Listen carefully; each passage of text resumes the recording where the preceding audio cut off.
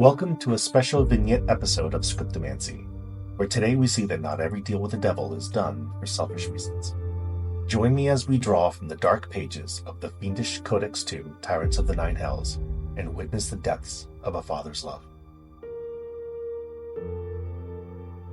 So, you've come after all. Oh, yes. Your laments echo through the depths of the Nine Hells like a beautiful symphony. Tell me, devil, is what I saw the future? Does doom approach? Yes. My daughter, my Jenny, I will not lose her. Ah, a father's love. So admirable. So exploitable. I offer you a solution, Jacob. A pact. Your soul in exchange for the might that altered destiny. You consign my soul to eternal damnation? A reasonable price for a father's peace, is it not? Consider the power to shield her from the coming darkness. I can't. There must be another way. What was it you promised Jenny as they burned your wife upon the funeral pyre? It's okay. Daddy's here. You will never hurt again. You are not strong enough, wizard. But you can be. Only with my aid can you keep that promise. So be it. Good. Sign the pact, and on the morrow hell will unlock your true potential, giving you a chance to safeguard millions. I cannot for millions. Just one. This episode is special to me, since it allows me to go into the backstory of an NPC that I've run in a decades-long D&D game.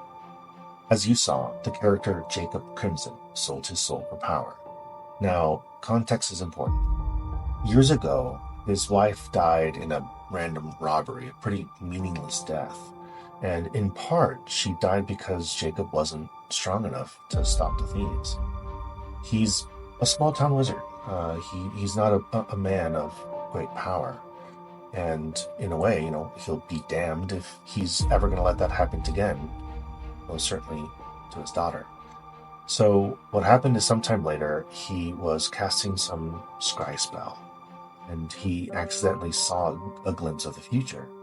And in that future, in the soon-to-be future, there is a coming apocalypse, which almost certainly cannot be stopped. So in an act of desperation, he did the only thing he could think of, is to sell his soul in exchange for the power to at least have a chance to protect his little girl. And since having that power, since getting that power, he has put into motion a plan where he hopes would be enough to stem the tide and to stop what's coming. But he implements that plan with absolute ruthlessly, with brutality in some sense, because he has no room for this to fail. It has to be absolutely effective. It has to be perfect. And that has caused the death and the subjugation of thousands. So when the PCs meet him, he was willing to kind of put those plans on hold. Maybe these adventurers will figure out another way, and they haven't yet. So he does the only thing he can think of is he proceeds with this plan, and it wreaks so much havoc, and it causes so many problems. But because he's all in, he's got nothing left, right? He knows where he's going to go when he dies. So the question is, what would you do if you were a player in this game when it comes to Jacob Crimson, or as he is known now, Wormwood? Love to hear your thoughts.